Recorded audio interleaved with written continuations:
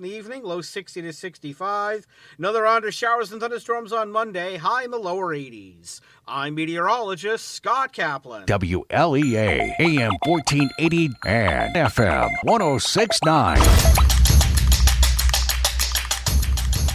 And good Saturday morning, everyone. Welcome to the Prete Is On. This is your host, Dave Prete, joined and here 2 weeks in a row. 2 weeks in a row. Drum roll, please, by my co-host, the Hornell Steamers general manager, Paul Welker. Paul, I did your game here on the radio Monday night. Tough loss to Horseheads. It was I believe 9-8 the final. Yeah, we fell behind big time in the beginning and then had a chance to come back and just fell a little short. And last night, though, a nice victory for the Steamers, but you said the game went like excruciatingly long. Oh, that was a couple days ago. Last night wasn't so bad. Last night we went to Horseheads. We played Horseheads 5 times already in the first 3 weeks. Man, we were able to pull out a 16-7 win. We were actually down 3-0 with the other Horseheads had the bases loaded in the top of the second. Went to the bullpen and Trace Lawson, a second-year Dodger steamer, whatever you want to call us. And I've done it. And he was able to get out of a bases loaded jam, and then we started playing a little bit better and hit. We had an Earl Weaver special game. Do you know what I mean by that? No, I don't know what you mean by that. Do you know Earl Weaver, the legendary manager of the Baltimore Orioles and the Rochester Red Wings? Yep, he was a big proponent of 3-run home runs, and we had a 3-run homer by Matt Wessels, and from a player that plays at Iona. He had a 3-run homer to give us our first lead, and then later in the game, Justin Swanson, our second baseman, hit another 3-run homer. And then if you've been to a couple games the last couple weeks, people have seen Tim Burns hit some big flies down the left field line at our place. Mm-hmm. He hit one in the ninth inning that capped the scoring. That Horses is a really, really small field. It's smaller than down the lines and it's smaller all dimensions than I gave Maple up a lot City of home Park. runs in that park. And he hit one that there's a lot of trees in left field. He hit one that was I don't think the left fielder moved because it was no doubt. Well, I mean, on Monday night when I was doing the game here on the radio on WLEA, Tim Burns hit one to, I want to say, one of the deepest parts of Maple City Park. And close. He was still. It was by the. That was his longest one at our place, where he hit it more towards the scoreboard. But he's a second-year player in the NYCBL. He was an all-star for Dansville last year, and he. So you brought him to the bright side. He came from the dark side. He really had a lot. He had some success for the Hornell franchise last year, and when he reached out and said he wanted to play for the Steamers this year, I was like, "Yep." So you guys have scored a ton of runs, but you've also struggled on the mound. Yeah, we definitely have been. There's been a struggle on the mound and getting out of innings, and even minimizing damage during those set innings. But this. People have asked me because yesterday's win broke a 9-game losing streak, which is crazy. But this group comes to work every day. They want to, like you said, we scored 9 runs on Monday. Tuesday we scored 7 runs and lost. On Wednesday we scored 18 runs and lost. And yesterday finally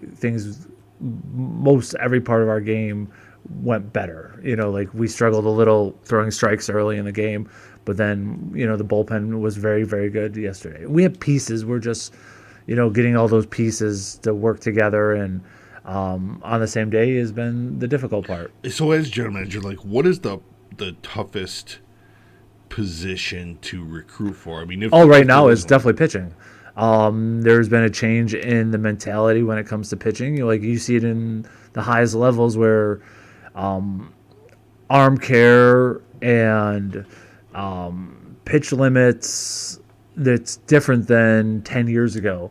Well, there's guys that choose not to pitch in the summer because they are doing programs that they think they can that will hopefully help them throw harder and stuff like that. And I'm sure it does, but I'm a big proponent that you can't get better as a pitcher if you don't face batters. Like you can become a really good shooter. You can go to the gym and shoot 300, 500 to 500 jump shots a game.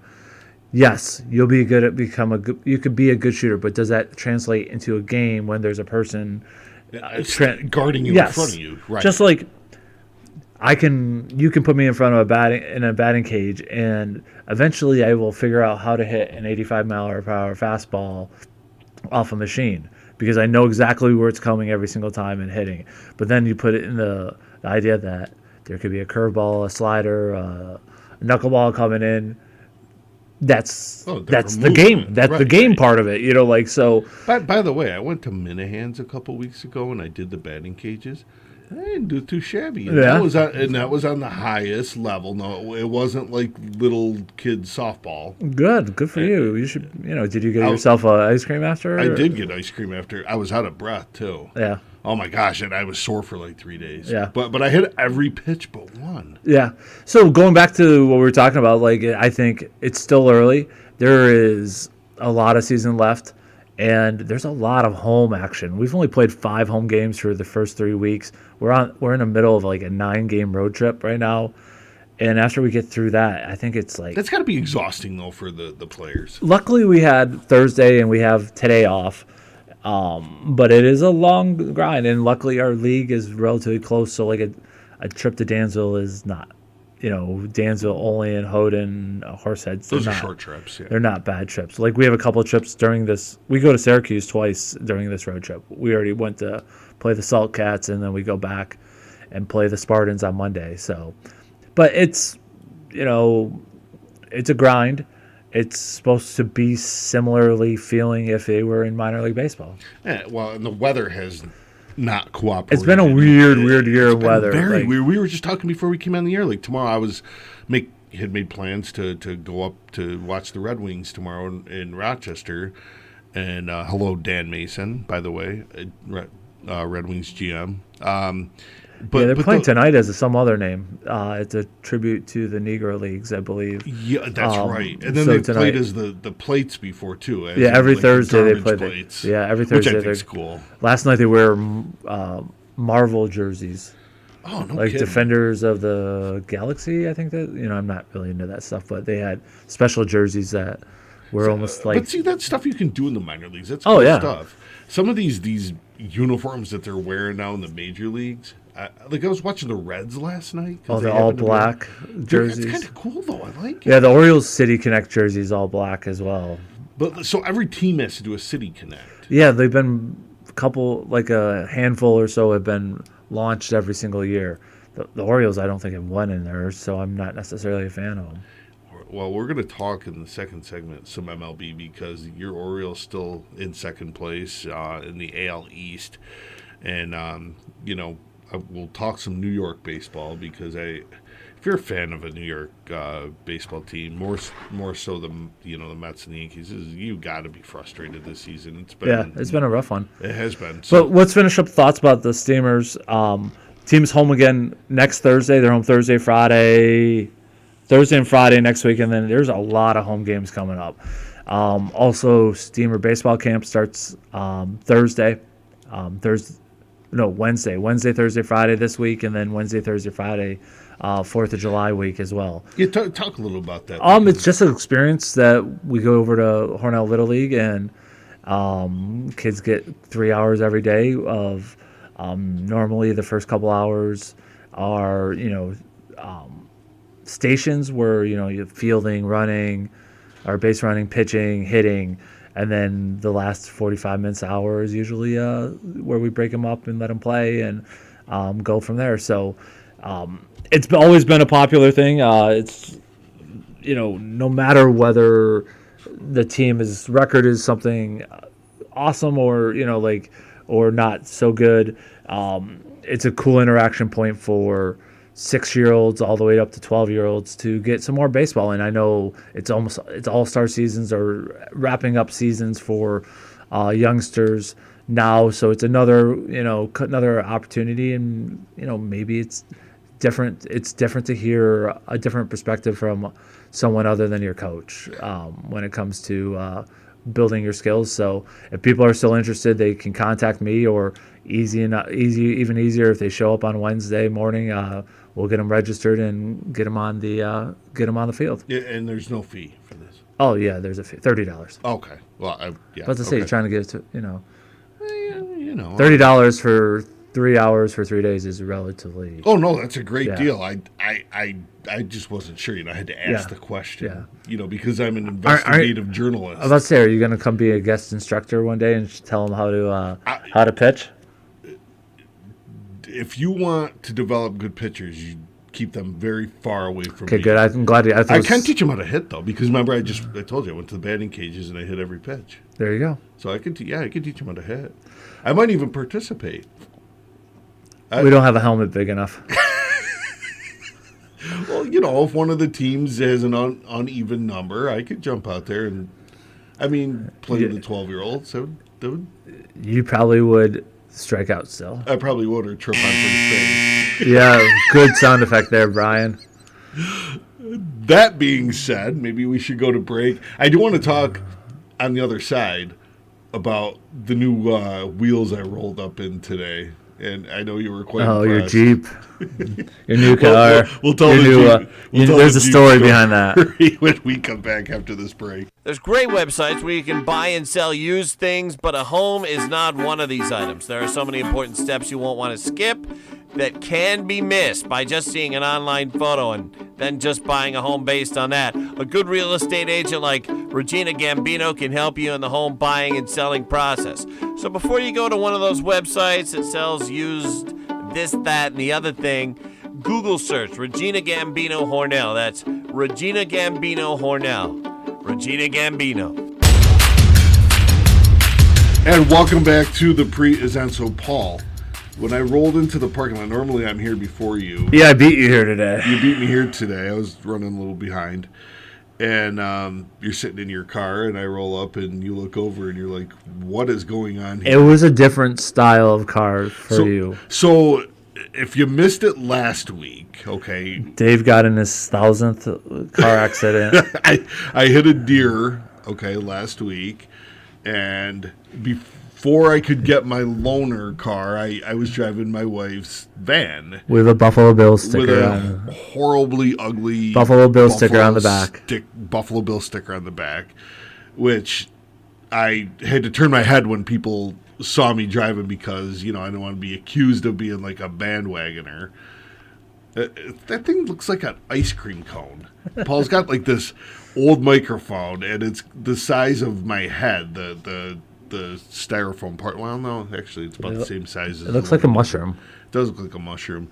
So I roll up, and Paul looks over, and I'm in a Jeep, a nice Jeep Wrangler. You got to admit, Paul, it's a pretty nice Jeep. It's definitely a nice car. And it just doesn't look like you. It just doesn't look like something that Dave Prete, Tom Brady lover, Tampa Bay Buccaneers fan, Mets diehard. What does Tom Brady have to do with a Jeep? It just doesn't fit you. It doesn't fit, but and during the week, I had the top off and the doors off. I took my mom for a ride. The poor lady couldn't get in the Jeep. I had to almost lift her and get her in. Were you able to lift the top off and everything, or does it do automatic? I had to have help. The thing weighs like 100 pounds. I never realized that. So I'm enjoying my short time I have with the Jeep, but on my license plate, okay, it says I'm from Ontario, Canada. So I went to the gas station the other day and I'm pumping gas, and this guy next to me says, "Hey, so what part of Canada are you from, eh?" And you're making this up now. No, I'm not making it up. This guy did this to me, and I said, "I'm not from Canada." "Well, you got Ontario plates, eh?" And I'm like, "It's a loaner car. Like, do I look Canadian to you?" I mean, what are the? I don't know if is there really a Canadian? I don't know. is there? I asked him that. I said, do I look Canadian? And he just kind of, like, stared at me like... Yeah, I don't know what that means. I don't know. I don't either. But anyways... Let's talk about something even more depressing, your Mets. So let's get into some New York baseball. Mets and Yankees, both losers last night. Yankees lost in extra innings to the Rangers. Mets continue their, whatever it is you want to call it, their downslide, their We're playing Philadelphia this weekend? pitiful performance of a season. Yeah, they're playing Philadelphia. So, kind of a big series, division rivals. You got to try to gain some ground. The Braves lost to the Reds, so there's perfect opportunity to gain a game there. Paul, I know I've asked you this question before, and I feel like I ask it every week. But if you're the owner of the New York Mets and you've invested $350 million into a payroll, and your team is 8 games, which the Mets are, I believe, 7 or 8 games under 500. 14 games back. Okay, 14 games I looked back. this up. 7 games. There's 7 games worse than the Cincinnati Reds. And there's 7 games out of the wild card. Like, I'm not even talking 7 games out of the division, 7 games out of the wild card. At what point, as Steve, if you're Steve Cohen, do you look at your investment and say, this is bad, this sucks. Like, I need to do something. The radio silence from this guy. Like, he came on when he bought the team 2 years ago. He made the comment. I don't know if you remember his press conference. My goal is, in 3 to 5 years, to win a World Series, to win a championship with this team, and build a contending team year after year.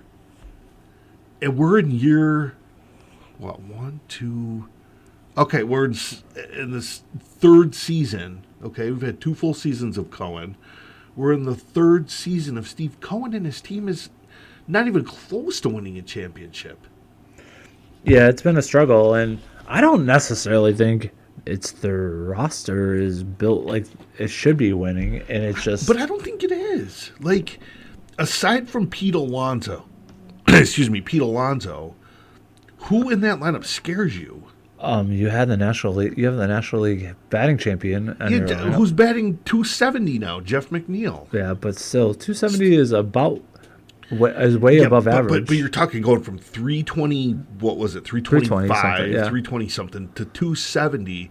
The guy hasn't had a big hit all year. It'll come.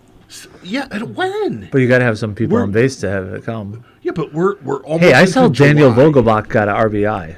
Daniel Vogelbach actually hit a home run. But see, that's another problem is you have a DH who offers no value to the team outside of being a DH, and he's not even hitting. Like, his job is to hit. That's what a DH does. He can't play first base. He can't run. He can't play the field. He's a DH who doesn't hit. That's not what you want on a championship team. Starling Marte, the Mets right fielder.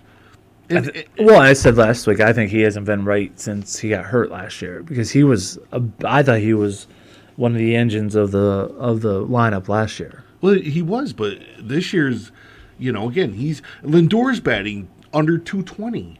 I mean, I know he's driven in 50-some runs, so he's producing runs, but I feel like he gets a big hit once every 5 games, and he has one big game every, let's say, 7 or 8 games. In that game, he drives in 5 runs. It's not like he's, getting clutch hits all the time. He's getting big games once in a while where he has, multiple RBIs. And you're paying 2 starting pitchers, and they're both former Cy Young winners. One as recently as last year with Justin Verlander. You're paying 2 starting pitchers the 2 highest wages in baseball, $40+ million. So $80 million combined for 2 starting pitchers. That's more than some teams' payrolls, and they're giving you nothing. I mean, Scherzer's been a little bit better as of late, but their ERAs are both hovering around 4, and I believe they both have losing records. Yeah, they're definitely not having the dominating year that they've had in years past or with other teams. Well, then you look across town to the Yankees. Could have been worse. They could have re-signed DeGrom, and he's you know what? In hindsight, yeah, I guess that was probably one of their better moves. But I mean, at this point, how do you get better when you're just not good? There's teams that can get better that are good, But you can't lose complete hope because you see something like all of a sudden the Cincinnati Reds have won 12 games in a row. You know, like, yeah, but they're and doing they it were, with young talent. They're not doing it with these overpaid, but they washed also up. they're a combination of there's one really really young guy on that team, and then Who hit for the cycle last night? Yeah, Ellie De La he's- Cruz. he's, Wow, he's phenomenal. yeah, like the way he got out of the box when he knew he had a chance for a triple, where a lot of people have been like, "Yep, that's a double." And Did you see he did get thrown out at home trying to steal home though? Oh, did he? I did yeah, not see yeah, that. yeah.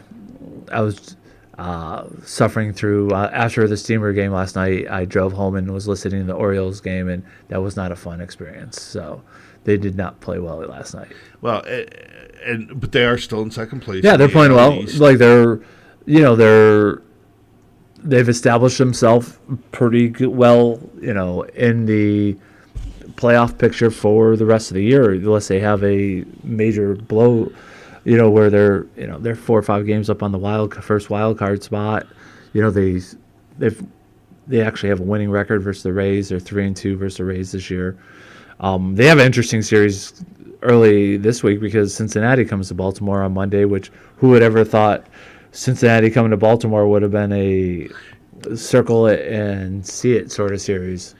Both are exciting teams, isn't it? And they're both young and doing it with a lot of young talent. Well, the crazy thing is we talk about, how do the Rays, keep winning and stuff like that. And, well, the Orioles in the International League, which the Red Wings, or AAA, which I don't even think they call it the International League anymore, they have gone to a new format for their standings where they are doing a first half champion and a second half champion. And the Orioles Farm Club, AAA Farm Club, is in Norfolk, and they just clinch the end of the first half of the season is Sunday. And so come Tuesday or Wednesday, I think actually it's Wednesday, I think they're giving every team in the league 2 days off, Monday and Tuesday, and then rolling into the 4th of July without a day off because, a lot of people want to go to baseball games on 4th of July. Actually, the Red Wings, I was looking at their schedule. They don't normally play Mondays, but they are playing Monday, July 3rd, and then rolling that whole Yep, week. so they're not playing this Tuesday. They're taking Monday and Tuesday off this week, and like I was listening to a Buffalo sports station, and they're calling it Tuesday or Wednesday night is opening day 2.0 because everybody's records are going back to 0-0. That's And then, like, insane. so they have the postseason, like the Norfolk Tides edged out the Charlotte Knights for first place in the first half of the season. And so Norfolk is guaranteed to go to the postseason no matter what their record is. That's cool. So, I and like that's done in a That's couple different leagues, I not like that. all leagues, but that's actually, I heard a story they did it in the 1980s when there was a baseball strike. So I know we have to go to break really quick. I want to touch on the Yankees. Yankees lost in extra innings last night. No offense. No offense. None. I mean, I feel like unless Aaron Judge is in that lineup, they don't score runs. And Judge, I guess on the verge of coming back, but Giancarlo Stanton and Josh Donaldson, I compare much to what we were just talking about with the Mets. I mean, Donaldson's batting, 179? That's terrible. I can see more moves happening with the Yankees than I can with the Mets. Oh, where absolutely. Where they release somebody and just eat the contract or try to do something. But even at the trade deadline, I mean, you got to look at the Mets and be like, well, at this point, who are you going to trade for? But the Yankees could are they be still, sellers? They may be sellers, but the Yankees, I think, are still in a situation where they're going to be buyers. Yeah, everyone in the because- American League East is close to 500 or above. Yeah, and I mean, I think actually they all are above 500. and that extra wild card really kind of gives teams an extra advantage too, because even if you don't win the division, you can still and you have make one the really wild bad card. division in the American League East. The Central is, I think the Twins are leading it with a 1 game over 500. Well, see, even if the Mets were even in that division, They be like would not 10 be in games first. out. Yeah, they're terrible. I hate being a Mets fan. We'll be back after this break.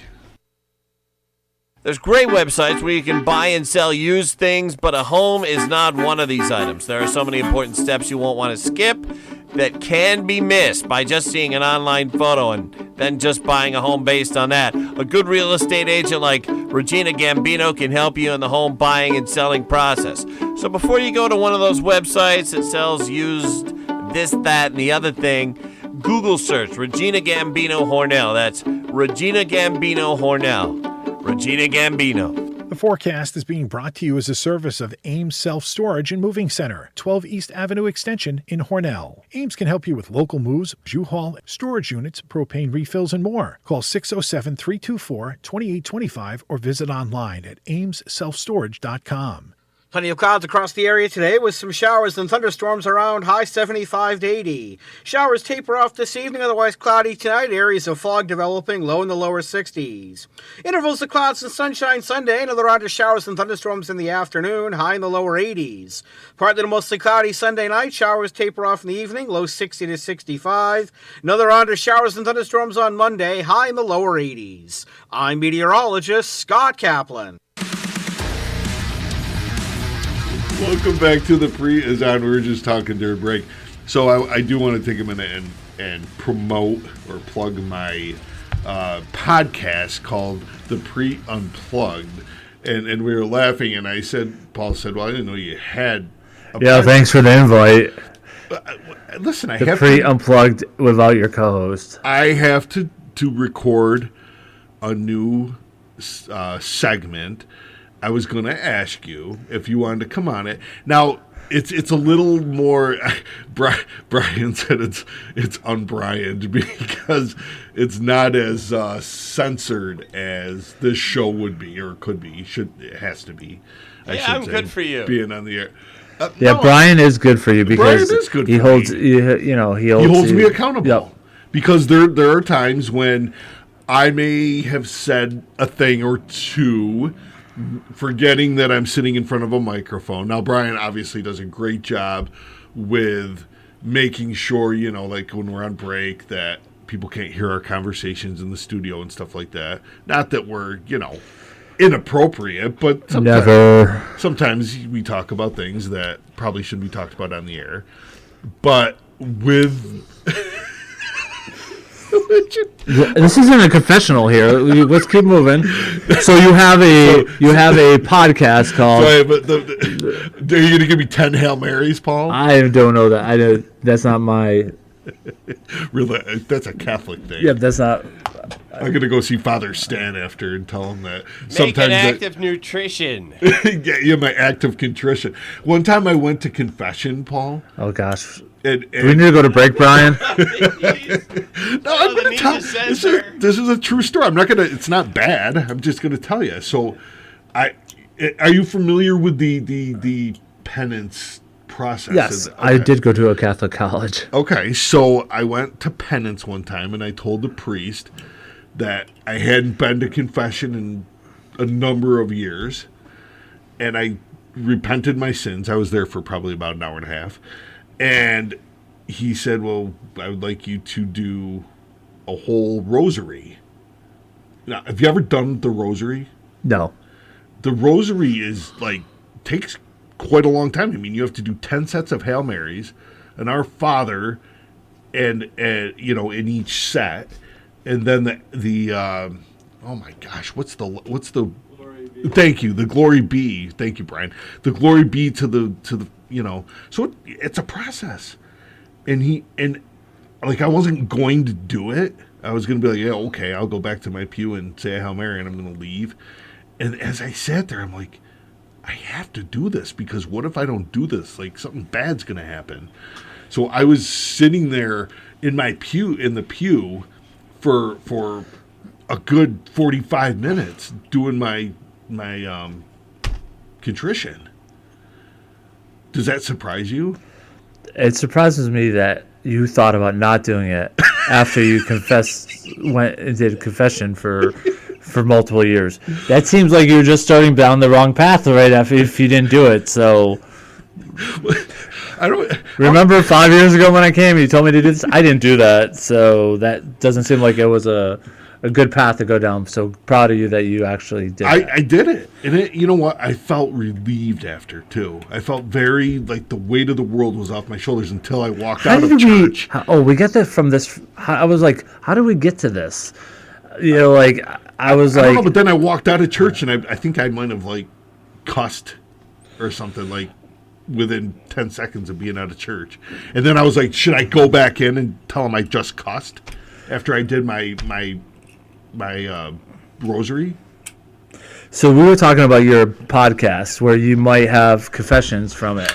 Yeah. So I have. So you're saying that you know podcast. me, you know me well enough that I might not even feel comfortable on your podcast. No, it's not that bad. It's just we talk about some things that are non-sports that we wouldn't talk about. Oh, so there's a we. we.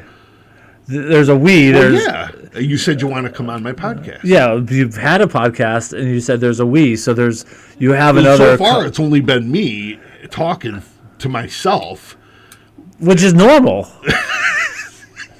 Well, yeah, I don't have anybody contradicting me, but so no, I. So you basically I need to do a new segment, and with a lot of stuff going on, you know, like in our world, there's a lot of topics we could talk about. I think Would we you should like to be a guest? Call me and we'll talk about the Women's World Cup. It's coming soon. You really want to talk about the Women's World Cup on a podcast? Sure. Go USA. You know that is coming. Are you a fan of soccer? I am a fan of events. I think that event and that tournament is awesome. I hope like Father Stan's not listening, by the way. Like, I think, anytime when you're representing your country is one of the coolest things ever. Like, anytime I think about, like, international competition, I'm personally think back, it's a long time ago, 1996, when I traveled to Japan and played on an all-star team of American college kids, where we played an all-star team of Japanese players, and it's the coolest experience. Like, if you're an athlete and you get to play in an international competition, you will respect any competition that is country versus country. Not because it's like a war or something like that, but it's just a different feel of a game. Mm-hmm. Like, to hear your national anthem when you have a flag on the side of your jersey and you're wearing the red, white, and blue is probably one of the most special things I've ever done. Okay, so I don't want to go real political, but I've got to bring this up. So, in years past, and I know the last time, because they do the World Cup every 4 years. Yep. The men's and the women's rotate. So the last, if I recall, the last time the Women's World Cup took place, the American team created quite a controversy with kneeling for the anthem. It was during the middle of that whole, when you saw it in all sports, whether it was international competition. I think we're kind of past that, right? I would think so. Yeah, I mean, I know that there's times in this country where certain events create certain reactions. They stir up thoughts. Your dad's calling. Yeah, my dad's calling. He must be listening and wants to go on your podcast too. Or he's like, "What are you doing with this sinner? I can't believe you do a show with this sinner." Let's not necessarily think my dad's actually listening. My mom is. Yeah. So now my mom knows I had to. You're in trouble because you bashed on her Mets. Your Mets, and but I did bash on her guy. But then Alonso, and then you've bashed on, you told your whole confession stories. God, I hope nobody from my parish is listening to this show. It's not like it's not recorded and it can't be shared. Yeah, well, my podcast is recorded too, and that is shared, and it's on the www.the-prete-unplugged. No more dashes. It's like online. Is this like a Morse code? You go back 30 years and you're like, I think this is how you're supposed to do this on this World Wide Web. Put a lot of dashes. I'm sure there was a lot of people that had demands for the Prete Is On. I get a lot of listens. I'm sure you get a lot of thumbs down too. Like, you know how you can rate like a show? Yeah. You like how you rate a hotel, like 1 to 5. You get a lot of thumbs down? I get thumbs down. That's okay. Probably because I talk about the Mets a lot, and I did talk about Tom Brady once. I love that buzzer. We need to make sure we don't have many shows without guests in the future. Why do you think I get so upset when you're not here in studio? Because then if I can't find a co-host, if you don't have a co-host, it's just like your podcast. It seems like right. So and I go off on tangents that nobody wants to hear. Yep. See, let's go back. Stop me. See, you're doing it right now. Let's go back to what we were actually talking about when I tried to switch from the podcast thought the first time. But like any international competition is significant. Like the idea and the crazy part in my mind is how it is in different countries. Like how based on the sport. Soccer, the European countries, the African countries, their passion and their knowledge base. Well, soccer especially. Yeah. Like I love the World Baseball Classic. It was like watching the United States play Dominican Republic or teams like that in Miami, there was just an excitement that was unreal, and that's stuff I want to be part of. Like, I don't think I'd ever go to a professional women's soccer game if it was, Charlotte versus Cleveland. I don't even know if either of those teams had teams. But if you gave me a ticket to USA versus Brazil or England, yeah, I'd go. Do they play soccer in Russia? Sure. Do they? I believe so. Oh, because that'd be a cool matchup. USA versus Russia. I don't know if Russia's any good, so that's why I went like Brazil or. What about China? China's usually. I'm thinking like superpowers. Yeah. I think if it was if you knew it was going to be a full stadium. China. If you knew it was going to be a cool stadium, and I'm sure those stadiums are just as cool as I enjoy venues sometimes just as much as I do the game. Like wandering around and seeing what each stadium has, and but. And I know, like, from a marketability standpoint, the World Cup is huge. I mean, Nike and, Adidas, Under Armour, all these, the major, sneaker and apparel suppliers, I'm sure all, are sponsors of some of these countries, or of the tournament itself. So it's obviously a great opportunity for your major companies to throw their head in. I almost feel sometimes though like that's really what it is it's just a big marketing event for these companies to get their names out there. Well, that's true of everything. Every major, like the Super Bowl's that. Well, yeah. I mean, but Major League Baseball now, they're wearing, every team has a patch now of a business or something, or a company on their jersey. This just shows there's a market for it. But it doesn't look wholesome. Like when you watch baseball, when you look back in the 80s, you didn't see that garbage on their jerseys. I can't really comment because the Steamers definitely have but the a jersey. Steamers are different. You're a local team. You're not a Major League Baseball team that's owned by millionaires. Like, what do they need a sponsor for? But it is trying to get enough money to pay for that guy you hate on your team right now. So it's every single one of them right now. So yeah, there's not one on the Mets that I like. I think we end almost every segment with you ranting about how much you don't like the Mets. I do like Pete Alonso just because my mom likes him. I mean, I like He's such him. a sweet guy. Oh, he came back from injury so quick. He's such a cute man. He came back from injury and hit a home run. She did meet. So this is a cool story. Before I know we have to go to break. She did meet Pete Alonso, as did my kids. Got his autograph. The season before he was called up to the majors, when he was playing in Binghamton, we were waiting after the before game. they were the Rumble Ponies. No, I think they. They probably weren't. They were the Mets still. It was the season before the Rumble Ponies. And Alonso came out, was walking to his car, and one of my kids recognized him. And, he was signing autographs. My mom went over, and she didn't know him at the time, but, she was talking to him. I don't even know about what. My mom loves baseball, so something about baseball. But, that was a cool story. So she loves Pete Alonso. So we'll go to break with that. I don't love him. There's great websites where you can buy and sell used things, but a home is not one of these items. There are so many important steps you won't want to skip that can be missed by just seeing an online photo and then just buying a home based on that. A good real estate agent like Regina Gambino can help you in the home buying and selling process. So before you go to one of those websites that sells used this, that, and the other thing, Google search Regina Gambino Hornell. That's Regina Gambino Hornell. Regina Gambino. Welcome back to the Prete Is On. Paul, is there anything you want to tell me? You got anything you want to confess to me? No, not at all. I'm kind of scared of this whole show. Yes, I want to tell you that I want this show to end right now. Yes, that was one of the most awkward segments, and I hope we do better this time. All right, let's reboot it. How's that? So, we'll talk football now, because we haven't talked football in a while.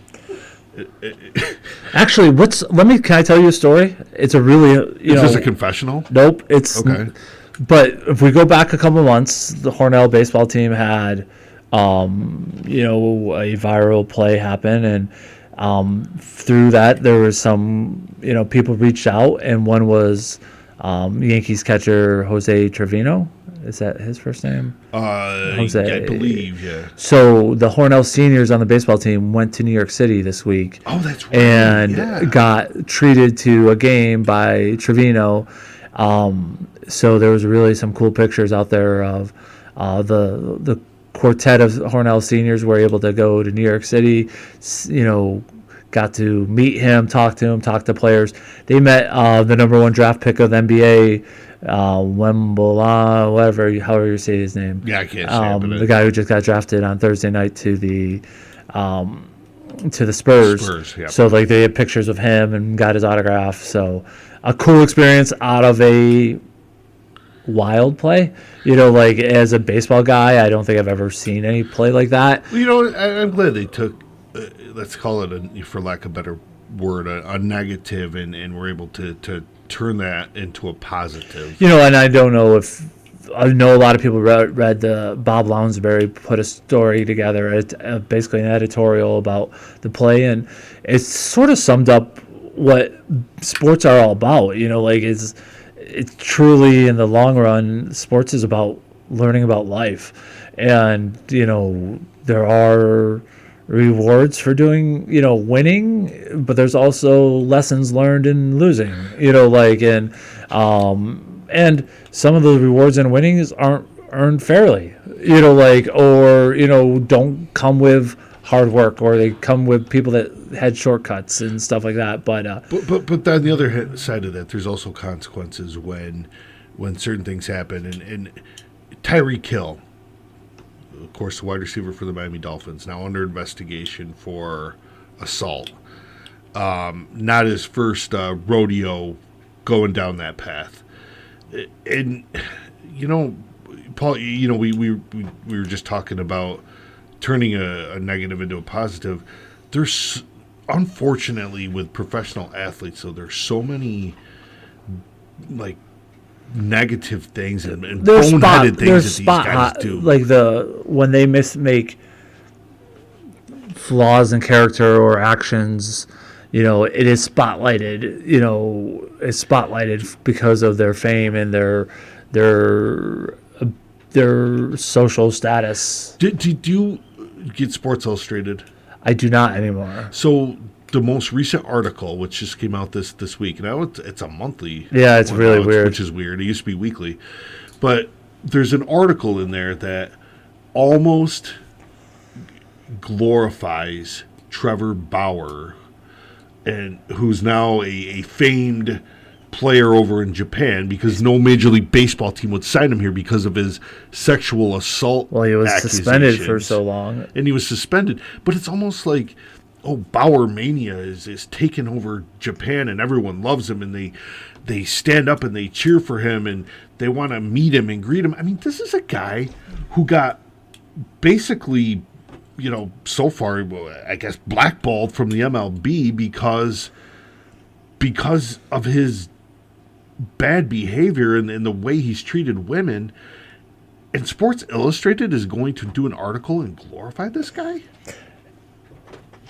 it's our society is messed up in a lot of ways, and like sometimes people are unjustly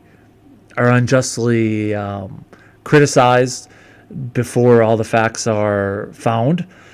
I'm kind of you're right. like there's some people are punished for things social and in society before all the facts are out there, and then there's others that things are pushed underneath the rug or not taken as serious because of their stature as well. So like I like we can say like something about this person or that person, but there are people that's careers have been really hurt. I'm thinking of the Bills punter, Razor. That's a good point. Do we know all? Do we as we don't? The charges were dropped. But this guy probably his career probably could be over. Done. Yeah, hopefully for his sake, and again, I'm saying this under the presumption that he is truly innocent. Yeah, that's where I was like, we don't. If that's the case, hopefully he has a chance to reestablish or revive his career, because he was, cut after the Bills found out about the accusations of this alleged sexual assault by him and some other teammates at Arizona. It's such a touchy situation because it's so situational. It's what else is going on in the world. What else is going on in the news cycle of how important it's, or how much emphasis it gets. And then the thing that bothers me the most is there's people that are suffering because of those actions that are usually get not treated well, even though the victims are sometimes put in bad places and shamed, and which should never be the case. Absolutely, yeah. And I'm sorry, I'm trying to I'm trying to we went from being goofy and to a more serious topic, and it's not easy. But in the case of like with Tyreek Hill, he's such a dynamic player, and I know he has a huge following. Like, I don't follow him on social media, but one of my friends does, and he is, I don't know, 1 million followers or whatever. But is that the kind of person that you want to follow, like, on a social media? I mean, he's kind of he's a dope.